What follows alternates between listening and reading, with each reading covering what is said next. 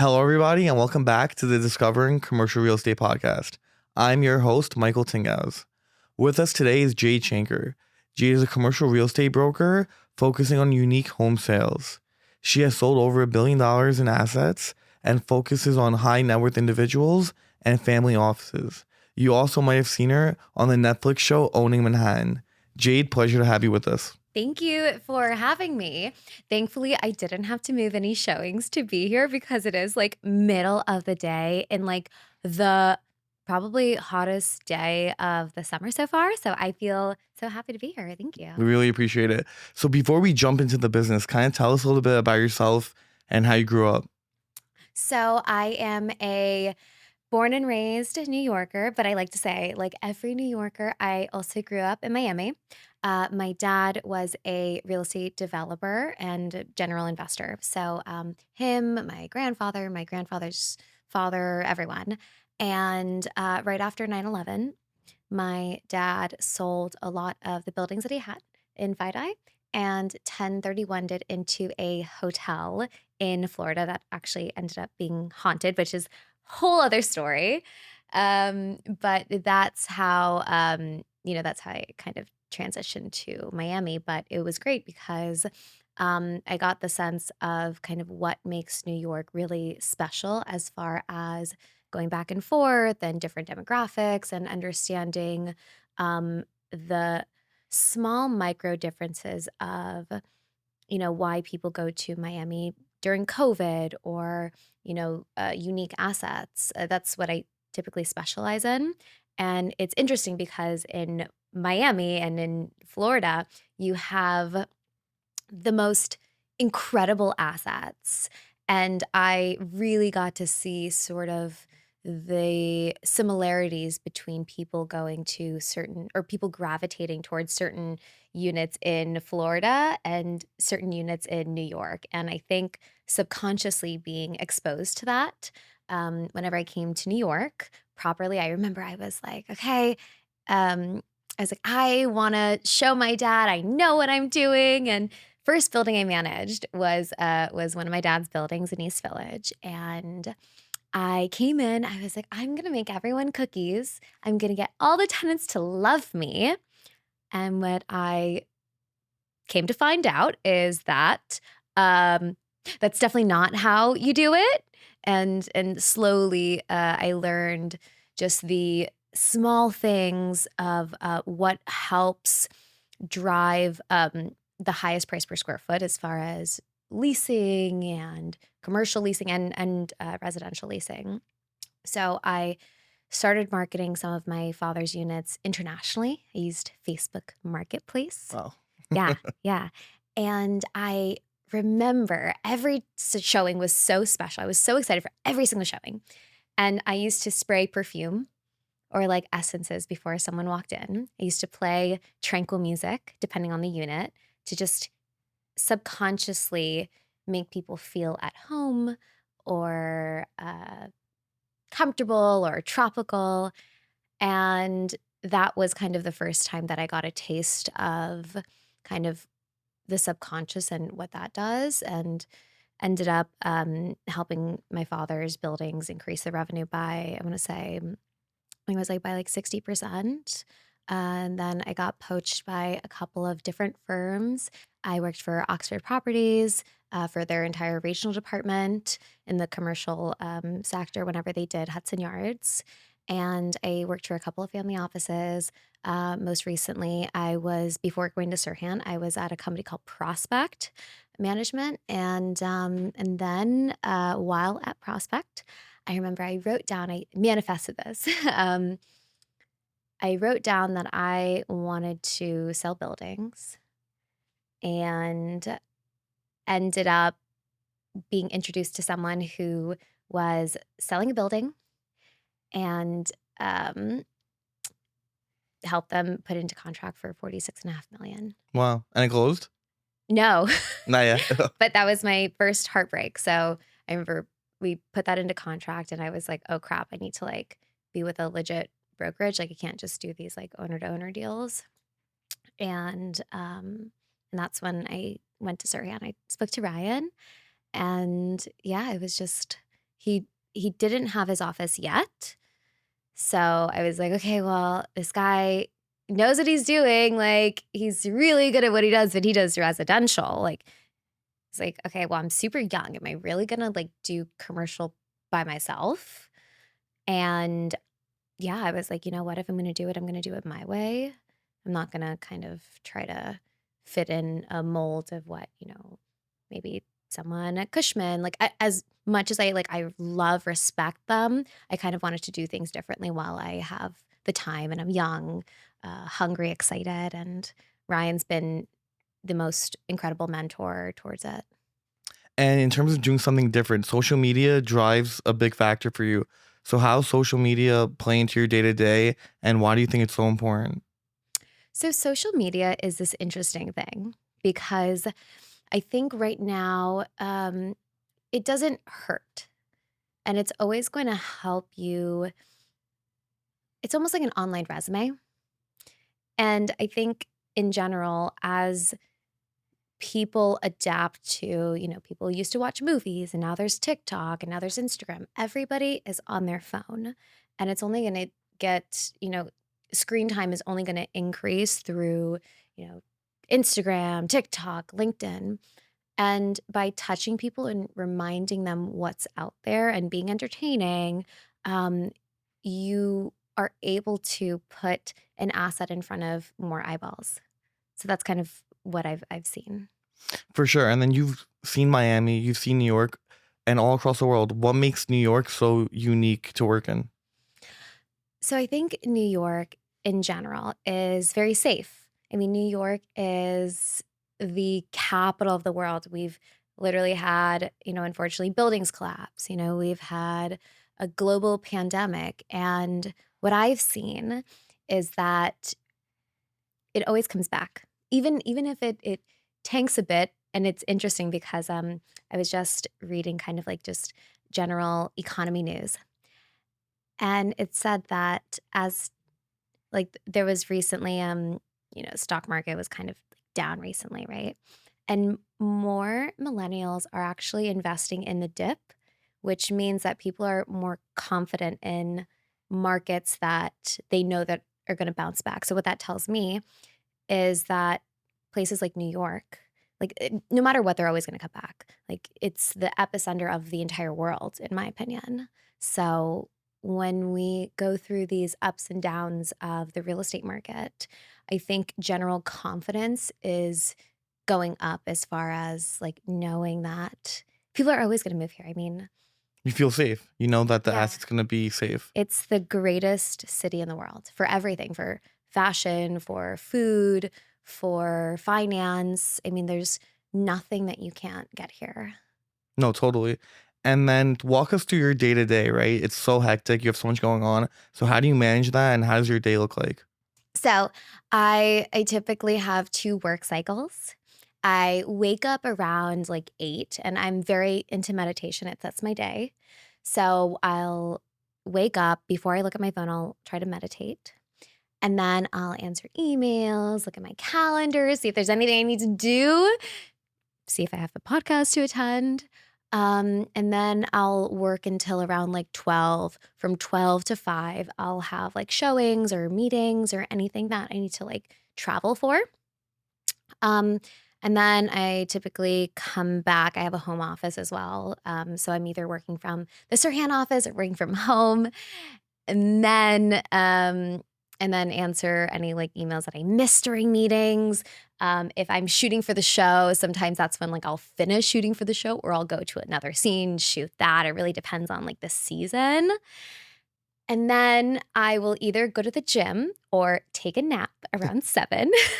So sometimes people are texting me, they're like, hey, Jade. And because I work with a lot of international clients, it really depends because I'm on two different like time zones typically. Yeah. So sometimes I'll take a nap around like 7:38, and then I'll start my second work cycle. So I'll either go to the gym at that point if I didn't go to the gym prior. Um, and then I'll go back home and I'll start work and then I'll work until around like 2:33 a.m. Wow. And then when you work with these new clients, what do you have to know about them to bring value to them? What do you have to understand about their property?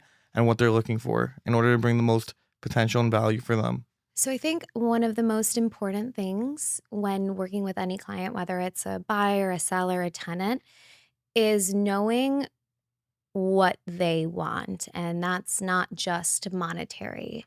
I think the needs of people run so much deeper. For example, when I work with sellers, or let's just say I work with a landlord and we're trying to lease a space, there's a difference between trying to get the highest price per square foot versus if somebody's going to be refinancing an asset, then, we're going to price it to be a bit competitive if we want people to come in with a certain amount of capital improvements.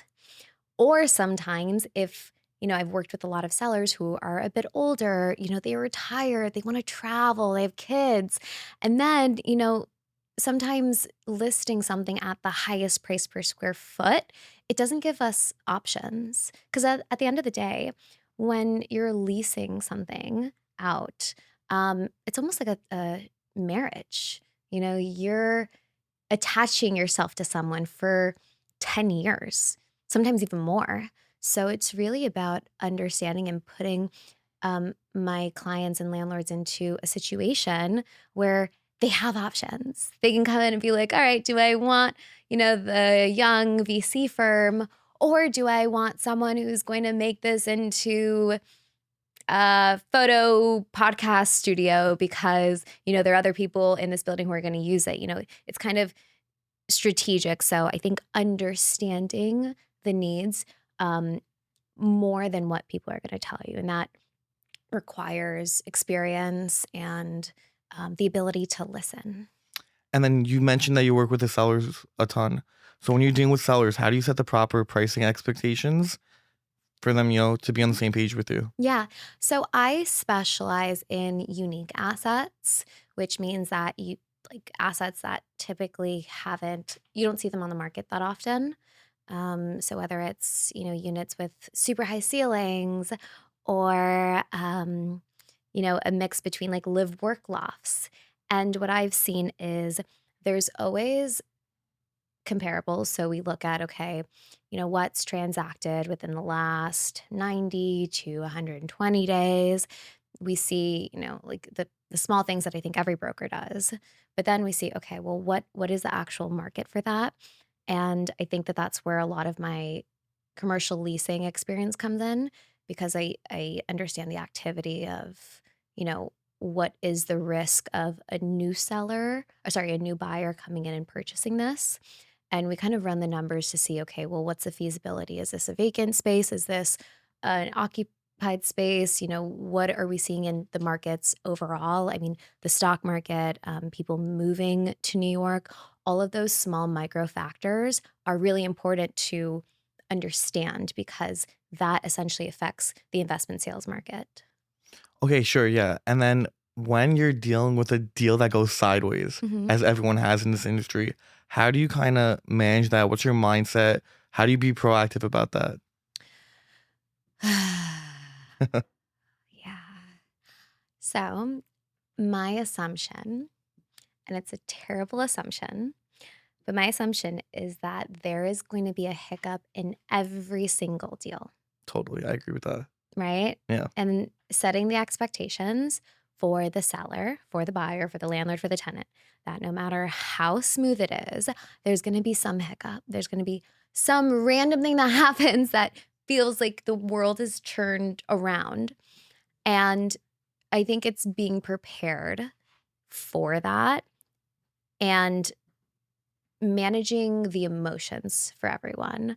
I think when you're a broker, one of the most important things is being able to manage other people's emotions to stay calm, keep the track of the transaction, because it is really hard when you're selling, a $40 million asset and it goes into contract and then a report comes out and there's issues and then the buyer's frustrated, the seller's frustrated, everyone wants to kill the deal because this person waited too long to get a report. And like there's all these different factors that come in.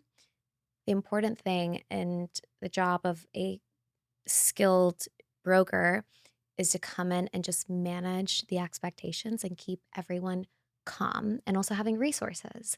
So, having third party resources that I can text and be like, hey, um, I know that you work for the city. Can you tell me a little bit more about this? Or, um, are you able to expedite this? Or can you give me a second opinion on this quote or this inspection report? I think having those contacts and understanding that it's going to happen. So keeping calm in chaos is, I think, the best way to deal with transactions going sideways because they will. Yeah, they will. I totally agree with that. The biggest thing that I always tell people when they're newer agents asking me for advice is to do as many favors as possible. Try to connect with people. If there's one thing that you can do for them, I feel like whether it's the universe, I'm woo woo, or it's somebody keeping you top of mind and trying to help you with stuff, I really feel like the more that you're out there and you're talking to people, and again, social media is a great way to stay top of mind so that, if I don't know. If I see what's going on, I see, a friend broker of mine playing tennis, and I'm like, "Oh, wow, I play tennis too. Let's play." Or, you know what? I actually have a tennis coach and, I have courts. Why don't you take my court time? Like doing favors and really just trying to help people as much as possible. And I feel like New York's small. Like we forget because it's so transient, but everybody knows everyone. And your reputation, especially in the commercial real estate industry, is small. So I think by doing small favors for people, it normally comes back to you some way or another.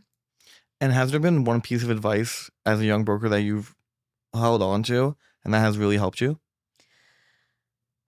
Piece of advice. I mean, I think that it really is like what I mentioned earlier, like the best piece of advice that I've gotten and that I still try to remember to this day is that deals go sideways and to expect that so that when it happens, number one, you're letting everyone know it's going to happen and you're like, you're able to manage everyone's expectations. And also it teaches you how to prepare for the worst so that whenever it happens, you have a game plan, you have contacts, you have people to get a second opinion. You need to be almost a chameleon to be able to adapt and adapt quickly because time is money in New York. I mean, everybody's time is so important. And your job, and look, we get paid a lot whenever a deal closes. Your job is to be as quick and as efficient as possible. And then when you're looking at new brokers, obviously they have to be gritty, resilient, because that's all the characteristics that you need to have when dealing with a deal. Mhm. So what do you look for in a new hire? Oh my gosh. Well, I like to find people who are opposite to me. So, I think one of the biggest things that I look for is people who are better than me. Like, I think that if I'm the smartest in the room, I'm in the wrong room. Like, I want someone who is, for me, like I'm like a big picture person. I'm a risk taker. I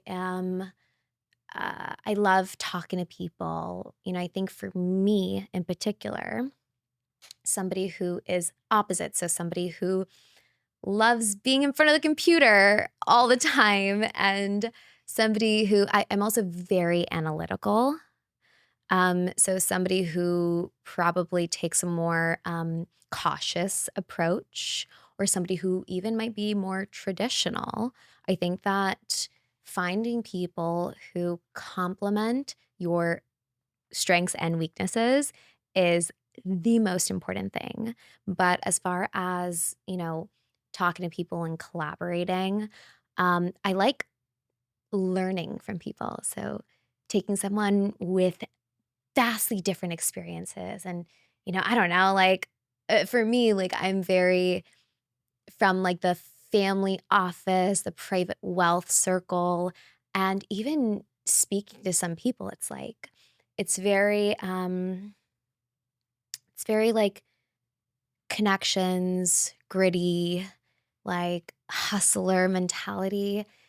So I think for me, like I love talking to people who do more institutional or, focus on other things because then it kind of expands my knowledge and then we get to collaborate and make each other better. No, for sure. Yeah. And then the traditional route is basically you get into the office, you start your day, and you cold call for young brokers. If they want to go in the untraditional route, what advice and methods would you have for them? Oh my gosh. Well, I think number one, posting on social media. I know that it's cringe. I get it. Um, and honestly, I think, and my prediction is that I understand it's not for everyone. I think, though, in this market, it makes sense to try, depending on what your risk tolerance is. But I think if, I feel like every single person is like, just do social media, just do social media, just post.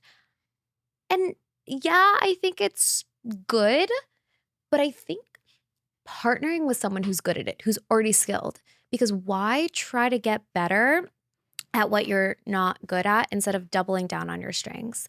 I think that that's what I found to be powerful. Because rather than me trying to be something that I'm not, instead I just doubled down on who I was. I was like, you know what? I'm gonna go out in certain circles and I'm gonna do what any woman in her mid 20s is gonna do, but I'm also gonna do real estate. And I think for me, what I've learned is that worked for me, but also collaborating with people who are more traditional. And I think if they want to transition, just trying it, just being like, hey, I'm gonna do this for 3 weeks. I'm gonna post every day and see how you feel. If you're like, you know what, this is working, then do it. But if it doesn't work, then outsource. Like, I think nobody can be what it there's a saying, jack of all traits, master of none. Yes. Yeah. Like, not everyone needs to be a social media guru, in my opinion. Like, I think, starting a podcast and being the structure behind the podcast. And if you want to get listings out, like come up with another strategy that hasn't been done before instead of trying to recreate what people have been doing for Instagram's been popular for, I want to say like 12 years now, 14, something like that. Instead of trying to create something that's been done, why don't you figure out what you're good at and do that and see if that works? So basically, be unique, and then when you are unique, be a master at what you're doing. Yeah, or figure out, like write down, and this is going to be hard, but I think if you're trying to be a little bit more untraditional or trying to figure your stride out other than cold calling, which I love cold calling, but I become friends with the person and I talk to them for like 3 hours. So that's cold calling does not work for me or it works too well. But write down like 25 things that you're good at or 50 things. Write down 50 things that you're good at. And then from there, it's going to get difficult when you're at like 12. You're like, oh, I don't know what else I'm good at. Get creative. It forces you. And then after that, you're like, okay, well, how can I apply this to real estate or my industry or, whatever it is? And I think that that applies for any entrepreneur. And then how do you set goals, personal and business? How do you, set goals for the new year coming? So I set goals like frequently, like probably once every, I would say 90 days. And I set goals that are attainable. I sit on them and then I ask myself, why am I not thinking bigger? Like, why? Sometimes it's like, when I used to set goals, I used to be like, my goal is to be on a podcast, which is great. Then I'm like, wait, I could do that tomorrow. Why don't I be on a TV show? And what is at the highest version of myself, what is that goal? And I try to push myself to think really, really big. There's a theory, I forgot who came up with it, but it's called the 10x theory. And the theory is that it's easier to 10x rather than to 2x, because when you're multiplying your income, for example, by 10, when you think about that, so let's just say someone makes $100,000 a year. If you're like, okay, well, I want to make $1 million a year.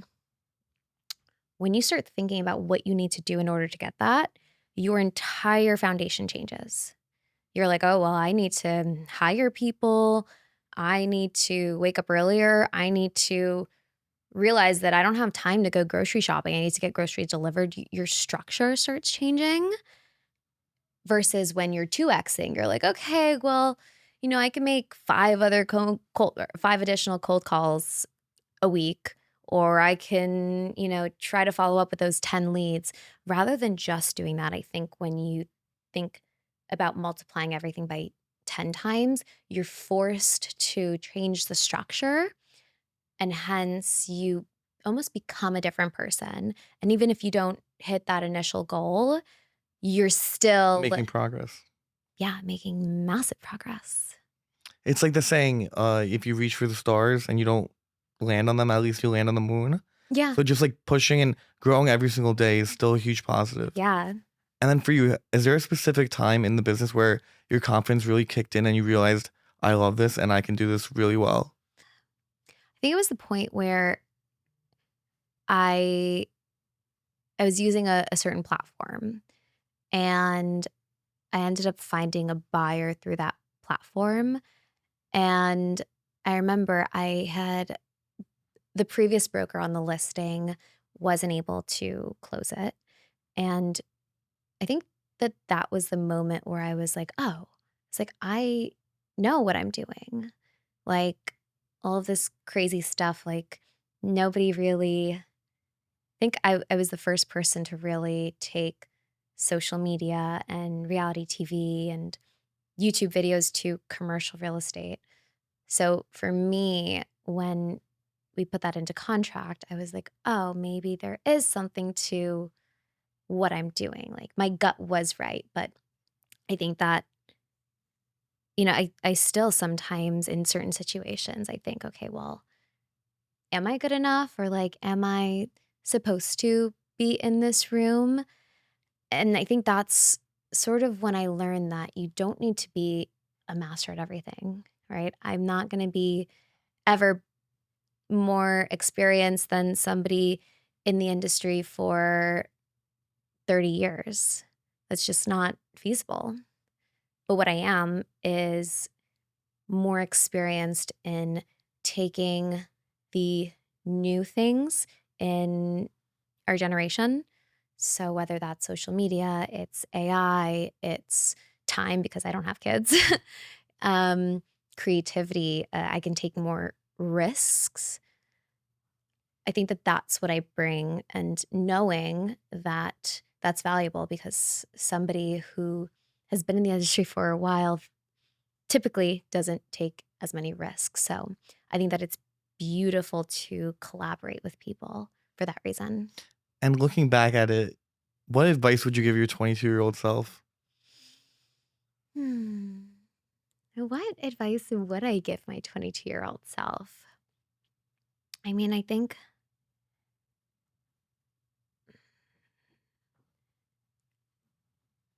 at 22, I think I was trying to remember what was I doing at 22. I think that was my first salary job at 22. And I think at that time I had just started making like real money. Like I was like, "Oh wait, this is so cool. I can spend my own money." Um, but I think that was a time where I started to like think bigger, and I at that moment was surrounded by people who I think they didn't believe in my goals. So I sort of had to not share my goals with people. So I think if I were to give myself, my 22-year-old self, any advice, it would be to keep the course, but realize that you are who you surround yourself with.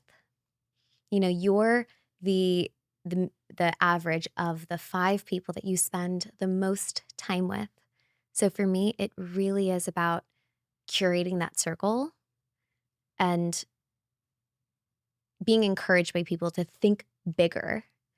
Because if I'd done that, I mean, I'm very happy with where I am now, but I think I would have been more confident in it rather than trying to prove everyone wrong. Yeah, and then something that we like to end on is what drives you? Is it money, philanthropy? What pushes you to work hard? I think I was genuinely put on this planet to disrupt. Like, I think, I'm not someone that comes into anything thinking that I just want to do it the way that it's been done forever. I think that that's a great foundation. But I think that my responsibility, both as someone still in my 20s, someone who loves what I do, and someone who was raised by a real estate family, I think that my job has been to take everything that I've been exposed to and make any industry that I'm in better.